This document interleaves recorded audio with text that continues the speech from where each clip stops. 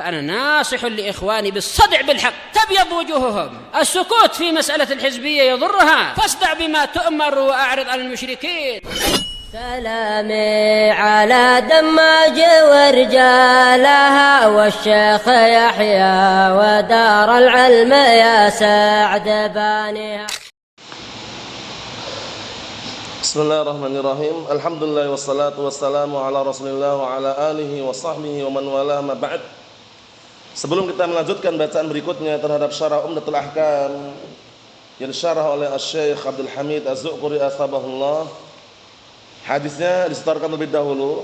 Silakan pilih salah satu di antara keduanya.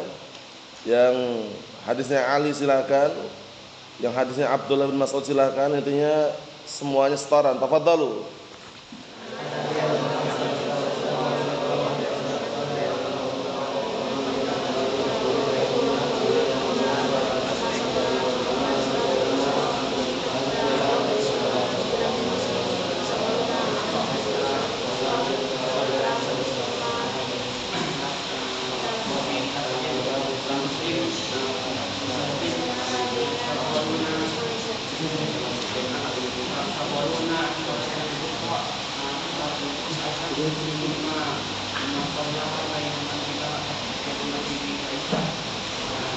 Na'am, ahsantum, barakallahu fiik, a'anakumullah. Diperhatikan, disimak kitabnya.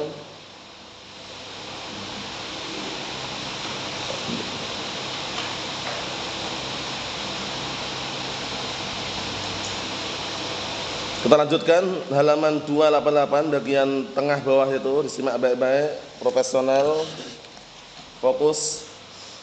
Qala al-mu'allif asbahullah, setelah menjelaskan bahwasannya perang Khandaq atau perang Ahzab terjadi pada tahun 5 Hijriah,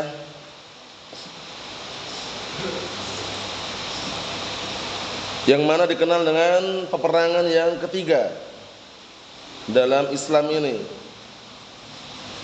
Pertama perang Badr, kedua perang Uhud, kemudian ketiga perang Ahzab atau dikenal juga dengan perang Khandaq. Mengenai alasannya sudah kami sebutkan kemarin, dinamakan dengan perang Khandaq karena mereka menggali parit.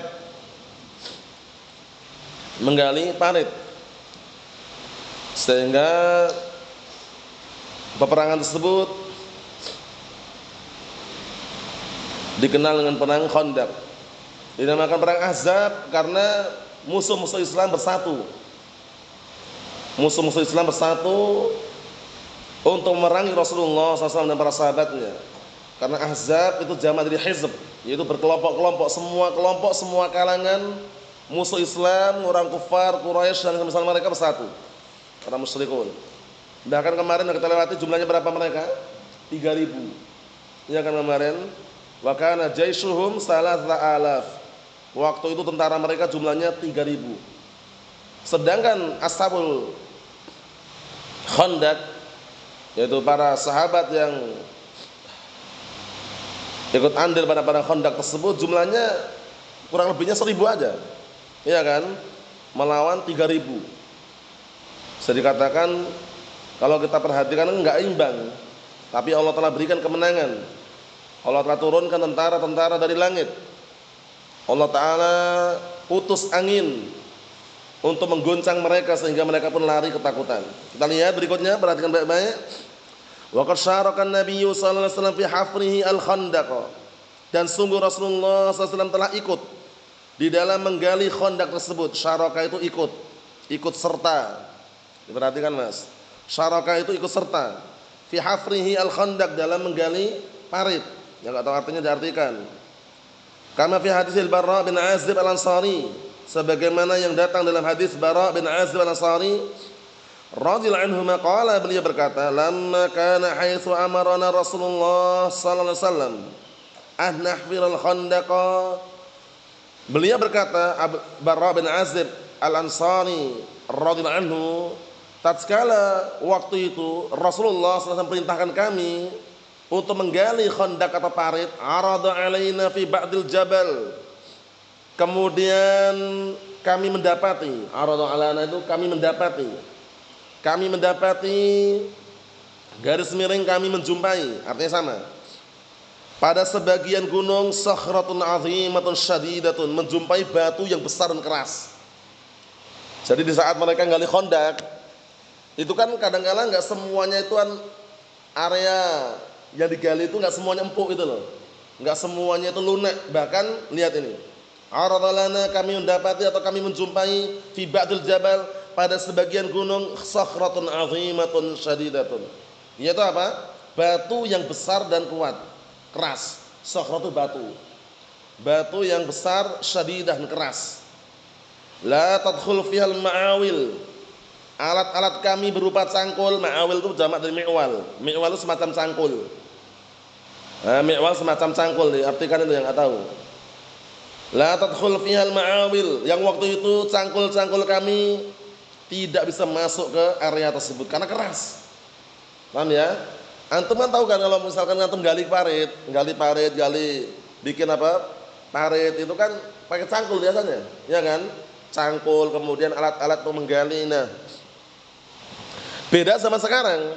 Kalau zaman sekarang kan ada yang canggih, pakai apa namanya itu?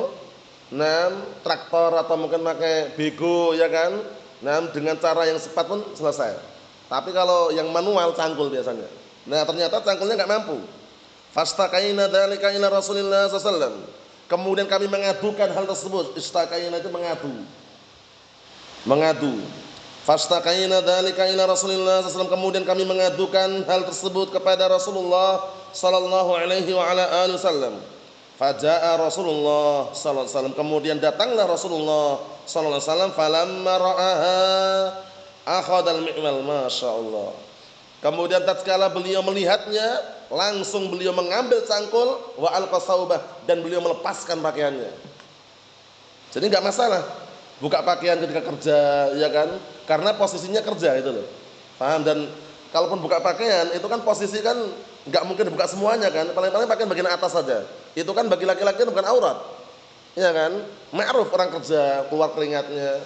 Dulu ketika kita gali parit di Damaj ketika perang waktu itu juga seperti itu.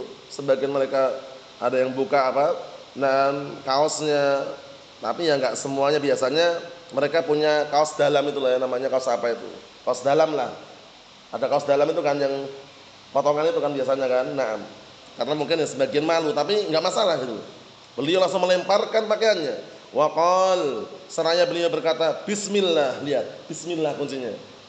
Tapi ini keutamaan buat beliau ya. Kalau kita mencoba mungkin tidak sekuat ini, tapi beliau bermodalkan bismillah dengan seizin Allah Ta'ala. Summa daraba darbatan fakasara sulusaha, masyaallah. Kemudian beliau langsung memukulkan satu kali pukulan, fakasara sulusaha, akhirnya terbelah sepertiganya. Sulusaha itu sepertiga, kasara itu terbelah. Mafhum? Batu besar keras, para sahabat enggak mampu. Akhirnya mengadu kepada Rasulullah SAW. Beliau pun datang langsung baca bismillah. Begitu sekali pukulan langsung terbelah, pecah. Berapa? Sepertiganya. Wa qala, kemudian beliau mengatakan Allahu Akbar. U'titu mafatihas Syam. Jadi ketika gali Khandaq itu sambil cerita beliau. Allahu Akbar. Allah Maha Besar. U'titu mafatihas Syam. Sungguh aku telah diberi kunci-kunci Syam. Maksudnya kemenangan yang tak nampak. Wallahi, demi Allah, inni la ubsiru qusuraha al-humra as-sa'ah. Demi Allah, sungguh aku sungguh nampak bagiku. Allah Ta'ala perlihatkan, sungguh aku nampak istana-istana merah mereka. Jadi Rasulullah SAW ditampakkan di hadapan beliau istana-istana yang merah yang ada di Syam.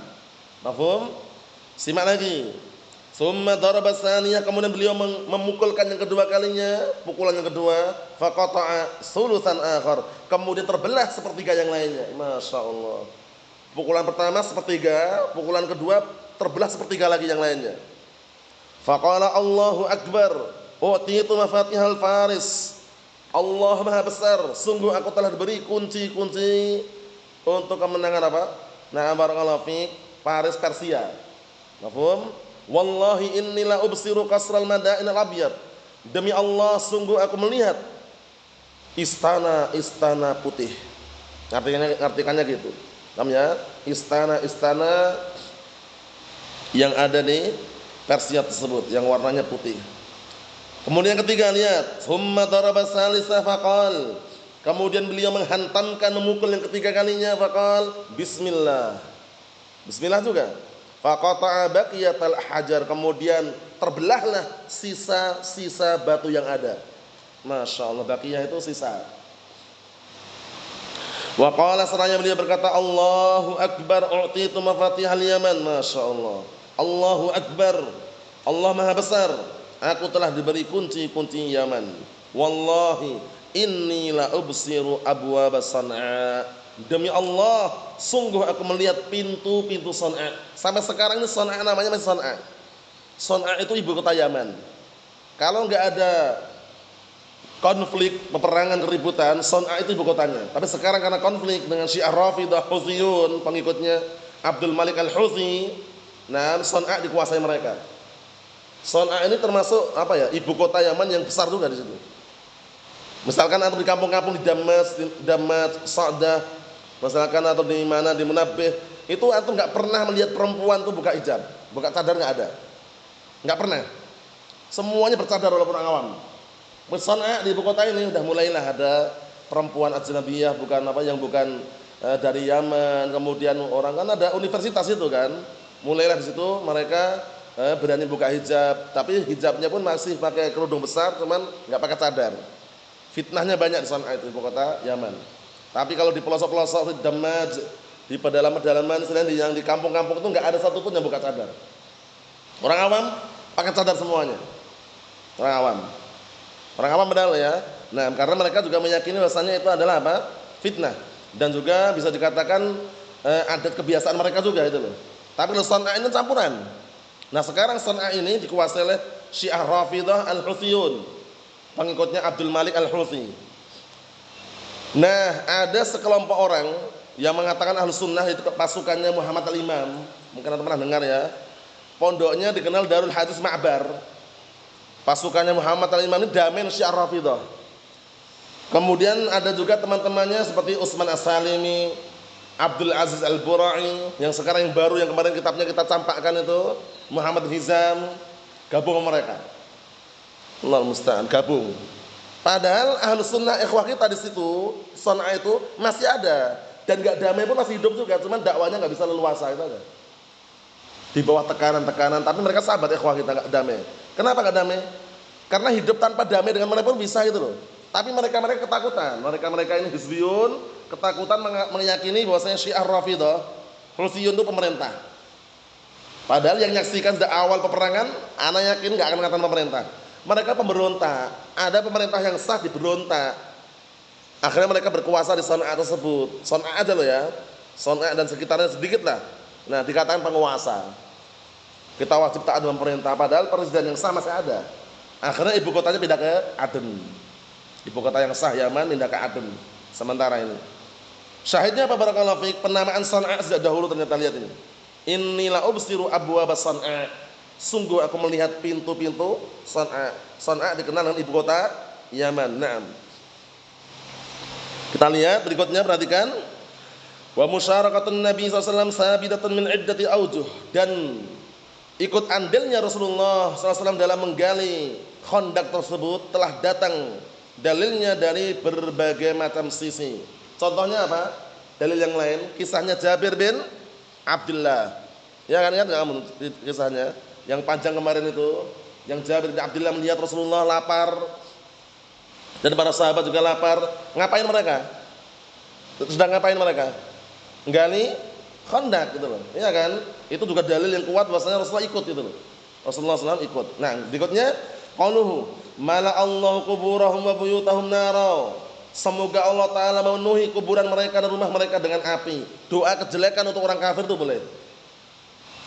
Doa kejelekan untuk orang kafir boleh. Mafhum? Nah, kan doa jelekan ini.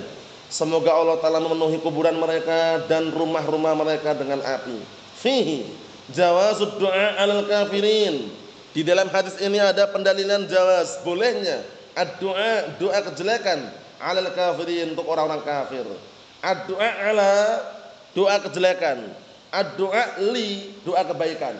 Bedakan itu. Jadi nanti kalau antum ingin pakai bahasa Arab, dibedakan ad-du'a 'ala sama ad-du'a li. Kalau ad-du'a 'ala itu doa kejelekan. Kalau ad-du'a li setelahnya lam itu doa kebaikan. Jadi kalau antum nyuruh orang lain doakan antum jangan bilang ya akhi ud'u alayya.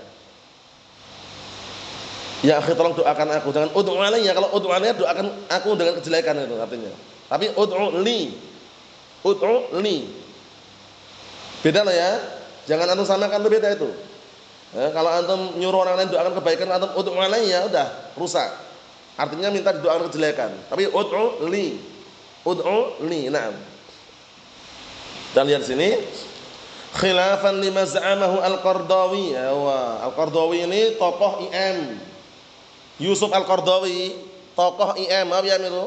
Ikhwanu Al-Muflisin atau Ikhwan Muslimin. Nah, pentolannya Qardawi, Yusuf Qardawi ini. Sahabat-sahabat Syekh Mukbil punya artikel yang sangat pedas, menghantam, menjelaskan kesesatan Yusuf Qardawi. Apa artikelnya?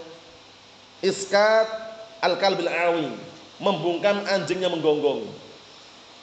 Ala Yusuf Al-Qardawi, untuk Yusuf Qardawi. Jadi ada artikel tipis itu, judulnya Iskat Al-Kalbil Awi, membungkam anjingnya menggonggong. Siapa itu maksudnya anjing menggonggong itu? Ala Yusuf Al-Qardawi, Yusuf Qardawi. Digelari anjingnya menggonggong karena ngawur sekali. Karena fatwanya sangat nyeleneh sekali. Di peperangan antara Yahud dan kaum muslimin itu bukan peperangan karena akidah, tapi karena rebutan tanah katanya. Padahal mereka juga punya keyakinan gitu loh. Macam-macam ucapan-ucapan yang sangat rusak. Kitabnya kalau tidak salah ada diterjemahkan itu, kalau sudah diterjemahkan ya wallah alam. Kalau Ahlus Sunnah belum ada yang terjemahkan, cuman kitab aslinya ada. Iskat Al-Kalbil Awi, membungkam anjing yang menggonggong. Jadi Al-Awi, ngawi itu artinya ada menggonggong. Kalau bahasa Arabnya loh ya, Al-Ngawi. Nah, lihat sini. Wa man ilaihi bi'adami tajwizid du'a al-kafirin. Perhatikan baik-baik ini. Hal ini berseberangan dengan apa yang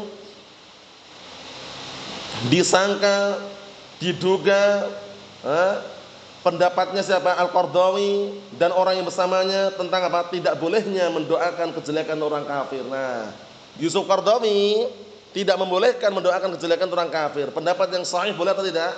Boleh ini. Mala Allahu kuburahum wa luyutahum nara. Semoga Allah Ta'ala memenuhi kuburan mereka dan rumah-rumah mereka dengan api. Doa kejelekan kan ini? Boleh. Yusuf Qardawi mengatakan enggak boleh. Allahumma musta'an. Yusuf Qardawi ini tokoh IM ya. Nah, barakallahu fiik, di tempat yang lain juga ada. Istilahnya salah satu pembesar mereka juga namanya Sayyid Qutb. Paham ya? Sayyid Qutb juga termasuk itu. Paham ya? Hati-hati. Tokoh-tokoh IM ya, kalau di Indonesia ini kalau partainya PKS. Partainya orang IM PKS. Paham ya? Kemudian pengikut PKS tapi berjubah sunnah orang-orang Sururiyun. Orang Sururiyun pengikutnya Muhammad bin Surur bin Naif Zainal Abidin, yang kelompoknya kenal Sururiyah itu sebenarnya itu langkahnya mirip dengan orang-orang IM, cuman mereka berjubah sunnah, berpakaian seakan ahlu sunnah. Paham ya? Kalau mau ngetrennya lagi orang-orang Roja. Orang-orang Roja itu kelihatannya Roja TV, Newfit TV, An-Nasihah TV atau yang semisal mereka, itu tidak terlepas dari nanti intikhabat, pemilu. Lihat aja nanti. Kalau pemilu biasanya ikut mereka. Paham ya? Nah, daripada kita enggak nyoblos, nanti yang naik orang kafir mending kita nyoblos. Nah, kalau kita nyoblos partai yang mana? Ini partai PKS. Ujung-ujung ke situ. Enggak mungkin dia ngarankan coblos partai Golkar, enggak mungkin. Coblos partai PDI Perjuangan, enggak mungkin. Coblos partai PPP, enggak mungkin juga. Karena mereka cenderungnya adalah PKS, partai keadilan sejahtera itu. Orang IM. Mafhum? Ahlus Sunnah bagaimana? Enggak nyoblos ini wala itu. Ingat-ingat ya. Bukan golput, bukan karena golput. Kalau golput kan golongan putih kata mereka, enggak nyoblos sama sekali. Karena akidah keyakinan kita bahwasannya demokrasi dan pesta-pesta di dalamnya meliputi pemilu dan pergi ke TPS, nyoblos bukan termasuk syariat Islam. Sudah selesai. Diketok pintunya, tok tok tok, assalamualaikum. Waalaikumsalam warahmatullahi wabarakatuh. Pak, besok datang ya Pak, tanggal sekian, tanggal 24 atau tanggal berapa ya? Tanggal sekian Februari, tolong hadir ke TPS nyoblos Pak. Bagaimana respon kita barakallahu fiik? Kita katakan, maaf Pak, untuk ritual dan acara seperti ini kami nggak ikut, selesai. Antum tolak sekali dua kali, besok lagi nggak datang lagi. Anak yakin udah. Wah ini sebulan nggak mau nyoblos, nggak mau datang lagi. Tapi kalau antum ramah tamah, nanti datang ke TPS ya Pak, nggih insyaallah, udah datangi lagi nanti. Sahih, ini pengalaman di kampung seperti itu. Kalau antum lemah-lemah gitu, nggih insyaallah, datangi lagi nanti. Tapi lo tegas dengan cara lembut, oh maaf Pak, untuk masalah ini kami nggak ikut. Jadi nanti kalau misalkan di hari hanya kami datang, ya karena ada keperluan, dan selesai gitu aja. Paham ya? Simple, nanti nggak hadir itu loh. Paham ya? Karena apa? Karena hizbiyun itu udah ada yang hadir itu loh. Kalau di luar jubahnya pakai dia jubah, jenggot, sorban. Ke TPS pakainya bantolon, nggak isbal. Pakai topi yang topi gaul itu loh, peci gaul, bentuknya kayak topi itu loh. Tahu kan? Peci gaul bentuknya kayak topi itu, kemudian celananya celana nggak isbal tapi bawahnya ada apanya karetnya itu. Wah, batang ini. Jenggotnya panjang. Allahul musta'an. Padahal dulunya sebelum ada fatwa dari mereka, nggak nyoblos mereka. Akhirnya di antara mereka pun pecah sendiri. Orang-orang roja ini, orang hizbiyun pecah sendiri antara yang membolehkan dan yang mengharamkan. Yang mengharamkan masih apa? Masih istiqomah mengharamkan. Tapi dakwahnya sama aja, pakai televisi, pakai yayasan, sehingga masih belum mengeluarkan mereka dari lembah hizbiyah wal iyad billah. Kesimpulannya barakallahu fiik, boleh mendoakan kejelekan untuk orang-orang kafir. Kita lihat berikutnya. Wan Nabi sallallahu alaihi wasallam qad da'a ala a'yanihim wa da'a ala ba'di qabailihim. Dan sungguh Rasulullah SAW waktu itu pernah mendoakan kejelekan untuk para tokoh mereka. A'yan itu para tokoh. A'yan itu para tokoh. Diperhatikan. A'yan itu para tokoh. Rasulullah pernah mendoakan kejelekan untuk para tokoh mereka. Wa da'a ala ba'di qabailihim, dan mendoakan kejelekan untuk sebagian suku-suku atau marga-marga mereka. Qabail, suku atau marga. A'yan, na barakallahu fiik, para tokoh dari itu. Wa da'a alaihim jumlatan, dan beliau juga mendoakan kejelekan untuk mereka secara global, jumlatan global. Wa minhu qaulu ta'ala, di antaranya ada perkataan Allah Ta'ala, wangsurna 'alal qaumil kafirin. Dan tolonglah kami untuk mengalahkan, memerangi kaum yang kafir. Doa kejelekan ini kan berarti kan? Boleh. Wa qaulu ta'ala, dan perkataan Allah Ta'ala, lu'inal ladzina kafaru min bani Israil ala lisani Dawud wa Isa bin Maryam dzalika bima asaw wa kanu ya'tadun kanu la yatanahuna 'an munkarin fa'alu labisa ma kanu yaf'alun. Artinya telah dilaknat orang-orang kafir dari kalangan Bani Israel, ya, laknat melalui lisannya Dawud wa Isa bin Maryam. Kenapa sebabnya? Yang demikian itu sebabnya karena mereka bermaksiat dan mereka itu orang-orang yang melampaui batas. Syahidnya boleh mendoakan kejelekan secara global untuk orang-orang kafir. Yang kalau secara per individu, nah yang sudah tetapkan dengan dalil, naam. Paham ya? Seperti Abu Lahab, Abu Jahal, Abu Talib, Fir'aun, Haman, Qarun. Mereka kafir enggak mereka? Kafir. Di neraka enggak mereka? Di neraka. Itu boleh. Paham ya? Tapi yang untuk umum. Semua orang kafir di neraka, itu benar. Kalau yang per individu tadi dengan apa? Dengan dalil na'am. Mafhum? Kalau misalkan kita lihat orang kafir nih, kesimpulan ini pasti besok di neraka. Kalau dia masih hidup seperti itu, jangan dipastikan. Karena khawatir nanti ketika dia mungkin dengan berjalannya waktu dia tobat, masuk Islam itu loh. Paham ya? Cuman kalau secara umum orang kafir di neraka gitu loh. Terus bagaimana mendoakan orang kafir, misalkan keluarga kita, bapak kita masih hidup tapi dia kafir, semoga mendapatkan hidayah. Paham? Nah, semoga mendapatkan hidayah. Tapi untuk secara umum seperti laknat untuk orang-orang kufar boleh. Kejelekan untuk orang-orang kufar boleh. Paham? Nah, seperti itu.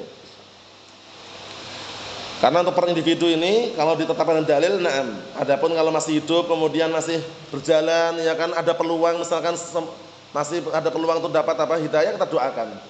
Paham ya? Jangan didoakan dengan berkahan. Ketemu orang kafir Mungkin teman bisnis, teman dagang, salaman kemudian hayyakallah, Allah barik fiik, ahlan wa sahlan, hafizakallah. Kan kafir doakan Allah barik fiik gimana? Doakan orang kafir bukan barakallahu fiik, bukan. Masa semoga Allah Taala memberkahimu. Masih kafir dia, doakan dengan hidayah. Allah yahdik gitu. Hidayah dulu. Allah yahdik, hadakallah. Orang kafir barakallahu fiik, a'anakumullah, hayyakallah, itu bukan orang kafir itu. Bisa dipahami? Hidayah nomor 1. Naam. Kita lihat berikutnya dikit lagi, perhatikan. Wa fihi isbatu adzabil qabri. Masya Allah. Di dalam hadis ini juga ada penetapan tentang adanya azab kuburan. Wa adzabul qabri sabitun bil kitab was sunnah bil ijma' sahih. Dan untuk mengenai azab kuburan ini telah tetap datang dalilnya dengan Al-Qur'an dan As-Sunnah dan ijma'. Azab kubur itu benar adanya. Jangan antum main logika atau main akal. Perhatikan. Maksudnya bagaimana? Aklaniun, ya, yang mereka landasannya ada logika atau akal, mereka nggak percaya sebagian mereka. Masa aslinya ada azab kuburan? Kalau memang benar ada, besok kalau ada orang mati, setelah dimakam tak bongkar makamnya setelah 3 hari, coba masih utuh nggak? Kalau masih utuh berarti nggak ada azab. Nah, logikanya apa? Rusak nggak seperti itu? Rusak. Kita katakan sudah nggak 100% lagi. Kenapa? Karena dia menganggap kehidupan kuburan seperti kehidupan dunia. Itu kelirunya gitu. Padahal kehidupan kuburan, kehidupan alam barzakh sama nggak dengan kehidupan di dunia? Sama nggak? Sama nggak? Sama. Alam barzakh, alam ghaiban, alam ghaib. Walaupun atau bongkar kuburan yang masih utuh, tapi si mayit merasakan sesuatu yang kita tidak merasakannya. Paham? Karena ketika mayit dimasukkan dalam kuburan itu, langsung ketika orang yang mengantarkan jenazah pulang, si mayit mendengarkan gesekan sandal mayit. Setelah itu didatangi 2 malaikat. Aswad dan azraqon, sudah hitam biru ngeri. Siapa itu? Mungkar dan Nakir. Si mayit didudukkan, fayujlisani, didudukkan oleh 2 malaikat. Ditanya, man rabbuk, man nabiyuk, madinuk, siapa Rabbmu, siapa nabimu, apa agamamu? Kalau bisa jawab, masya Allah, kenikmatan luar biasa menantinya. Kuburan diluaskan sejauh mata memandang, dibentangkan kasur dari surga. Karena senangnya si mayit mengatakan, ya Rabb aqimus sa'ah, wahai Rabbku, segerakanlah tegak hari kiamat. Karena dia ingin segera masuk surga itu loh. Yang sengsara yang tidak bisa jawab, siapa Rabbmu, siapa nabimu, apa agamamu, dia cuman la adri. Sami'tun nasa yaquluna syai'an faqultu. Aku enggak tahu. Aku cuma mendengar orang mengatakan sesuatu, aku ikutin taklid. Lihat, sampai dalam kuburan taklid, bayangkan itu. Allahu musta'an. Jadi cuma ikut-ikutan itu loh. Aku mendengar si fulan mengatakan seperti ini, aku ikutin. Akhirnya langsung dipalu dengan mitraqah min hadid. Dipalu dengan palu terbuat dari besi, jebret itu. Langsung kalau seandainya suaranya, teriakannya itu kedengaran, barakallahu fiik, ini saya akan pingsan manusia kalau dengar apa? Dengan teriakan tadi. Tapi memang ada makhluk yang Allah Taala izinkan untuk bisa mendengar di dunia ini. Apa itu? Hewan-hewan, namanya itu bisa dengar. Nah, barakallahu fiik, ada manusia enggak dengar, iya kan? Naam. Kemudian kasur dibentangkan kasur dari neraka.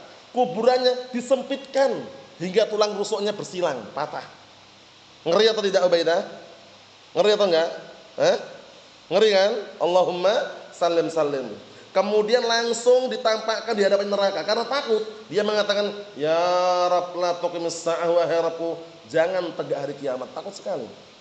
Nah, jadi fitnah kuburan itu ada ya. Fitnatul qabr itu maksudnya apa? Ditanya dengan 3 pertanyaan. Itu ingat-ingat kalau anak tanya kepada antum, fitnah kuburan itu apa? Ditanya dengan 3 pertanyaan. Siapa Rabbmu? Siapa nabimu? Apa agamamu? Kalau seorang muslim mukmin kokoh imannya di dunia, ketika di kuburan pun dikasih kekokohan, sebagaimana perkataan Allah Taala, yusabbitullahu alladziina amanu bil qauli tsabit fil hayatid dunya fil akhirah. Orang-orang yang beriman akan diberikan kekokohan, ucapannya di dunia dan juga di akhiratnya. Siapa Rabbmu? Rabbku Allah. Siapa nabimu? Nabiku Muhammad sallallahu alaihi wasallam. Apa agamamu? Agamaku Islam. Bisa jawab. Orang aklaniun sok bergaya mereka. Bergaya, kemudian apalagi kiai-kiai mereka itu yang kadang apa? Pengajian dijadikan ladang untuk dagelan, dagel untuk canda, mengatakan, "Wah, kalau cuma 3 pertanyaan kecil," katanya, kecil. Daripada nanti jawab, tak jawab sekarang aja katanya. Bayangkan itu. Jadi bahan olok-olokan ngejek gitu loh. Padahal perkaranya perkara besar nih. Ini yang ngomong ini kiai mereka loh. Kiai mereka di panggung, di mimbar mengatakan seperti itu. Allahul musta'an. Kalau cuma 3 pertanyaan kecil, siapa rokmu? Jawab sekarang aja daripada nanti katanya. Jadi mereka sombong. Yang bisa menjawab itu barakallahu fiik bukan sembarang orang. Orang yang memang di dunia itu imannya kokoh, enggak sembarangan walaupun di dunia ringan kan. 3 pertanyaan bisa dijawab langsung memang. Tapi nanti di sana belum bisa. Belum tentu apa? Orang tersebut bisa menjawab 3 pertanyaan tadi. Allahumma salim salim. Jadi benar ya, azab kuburan itu benar adanya. Kalaupun dibongkar masih utuh, alamnya berbeda. Jangan pernah punya pemahaman alam dunia sama dengan alam barzakh. Sama atau beda bang? Beda. Alam dunia itu ini dunia ini. Alam barzakh itu alam kuburan. Paham? Nah alam barzakh itu jembatan antara dunia dan akhirat. Awal manazil akhirat. Pertama kali tahapan-tahapan akhirat ya di kuburan itu. Makanya kalau antum masuk ke area makam, area kuburan, ada doanya apa?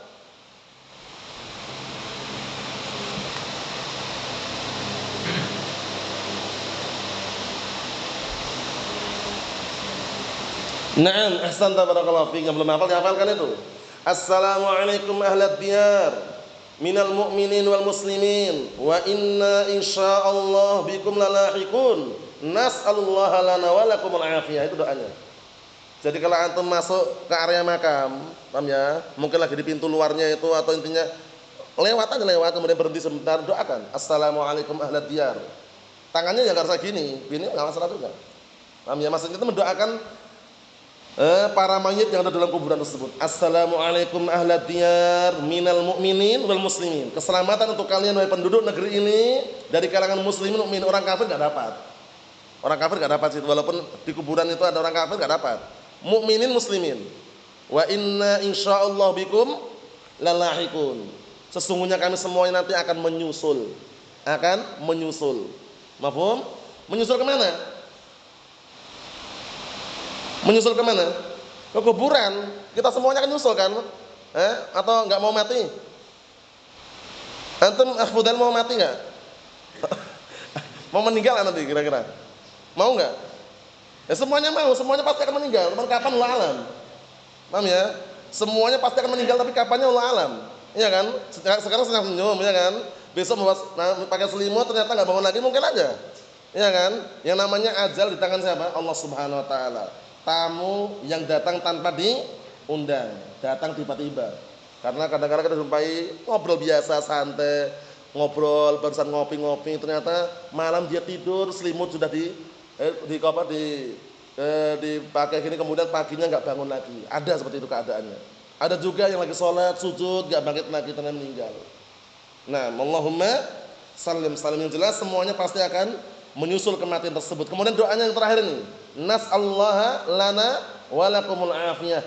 Kami minta untuk kami dan untuk kalian semuanya para mayit keselamatan. Kita tutup yang terakhir, perhatikan.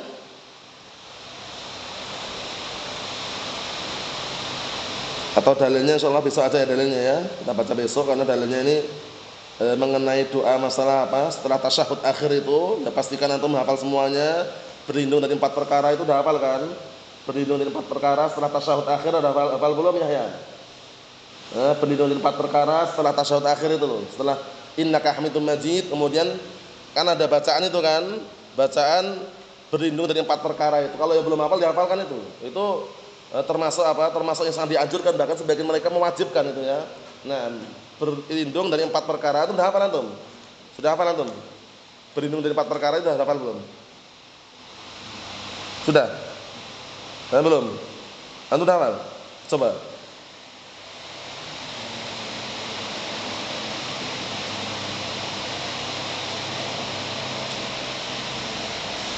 Naam, udah sekali kan?